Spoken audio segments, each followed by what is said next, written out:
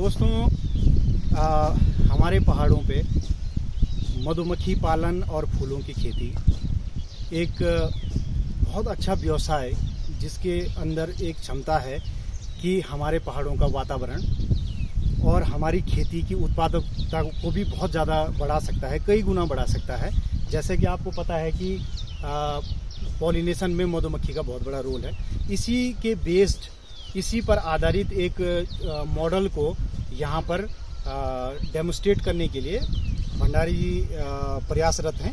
तो थोड़ा भंडारी जी हमको ये जानकारी दे दीजिए, कौन कौन से फूल आपने लगाए हैं और कितने बॉक्स आप प्लान कर रहे हैं यहाँ पे जी। तो यहाँ पे जैसे हम इंटीग्रेटेड फार्मिंग की बात कर रहे थे, तो इंटीग्रेटेड फार्मिंग में मधुमक्खी पालन और फूलों की खेती भी आपकी जो सब्जियों और बाकी फल की खेती के साथ ही इंटीग्रेट आपको करनी चाहिए।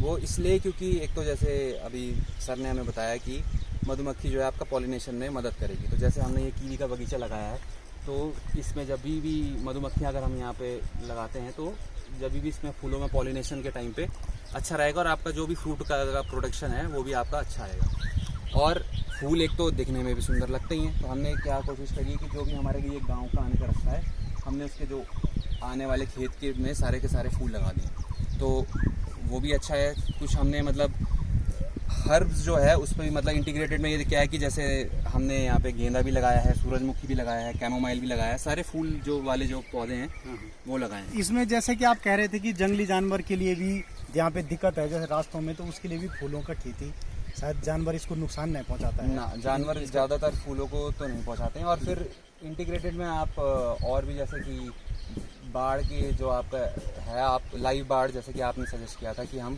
कंडाली भी लगा सकते हैं और हम टिमरू लगा सकते हैं। और कुछ हमारे औषधीय पौधे हैं जिनकी सुगंध इतनी तीव्र होती है कि वहाँ पे जंगली जानवर नहीं आते, जैसे कि रोजमेरी जो झाड़नुमा होते हैं, आप उनको लगा सकते हैं अपनी बाड़ पे। तो यहाँ पे हमारा प्लान है अभी मधुमक्खी के छत्ते लगाने का। अच्छा। और वो अभी ये और अनफॉर्चुनेटली अभी लॉकडाउन की वजह से हम उनको मंगा नहीं पाए, तो कुछ टाइम में वो आएंगे। शुरुआत हम कम से ही करेंगे, फिर देखेंगे, क्योंकि मधुमक्खियों को खाना भी चाहिए, ऐसा भी ना हो कि हमारी वजह से मधुमक्खियाँ मर जाएं। तो शुरू में हम 4-5 छत्ते लगाएंगे यहाँ पे, और फिर देखेंगे कि हमें उसके उन छत्तों के मुताबिक अपना फूलों का प्रोडक्शन कितना ज़्यादा और ज़्यादा बढ़ाना चाहिए। तो ये है। तो फिर फूलों का खेती में ये भी है कि आप उसको ड्राई करके बाद में जो हमारे आजकल हर्बल टी का ट्रेंड बहुत ज़्यादा बढ़ रहा है, आप उसके लिए भी उसको यूज़ कर सकते हैं, बाद में बेच सकते हैं। और जो आपका हनी पैदा होगा वो प्योरली औषधीय गुणों वाला हनी पैदा होगा। और उसकी तो हमने अभी तक बात ही नहीं की कि आप हनी को बेच के तो आप कमा सकते हैं, और वो भी औषधीय गुण वाला होगा। और किसी भी चीज़ में मतलब इंटीग्रेटेड में अगर आपने एक भी चीज़ में अगर केमिकल डाला तो फिर ये पूरा मॉडल आपका ख़राब हो जाएगा। अगर आप फूल में केमिकल स्प्रे करते हैं तो वही मधुमक्खी पे भी आएगा, आपके शहद में भी आएगा। तो इसलिए तो इनका ये पूरा जैविक मॉडल है, और आप देख सकते हैं कि बहुत सारी चीज़ें एक साथ इंटीग्रेट करके। और अब हम यहाँ पर कुछ महीने बाद फिर विजिट करेंगे और फिर यहाँ की स्थिति को जानने की कोशिश करेंगे। धन्यवाद।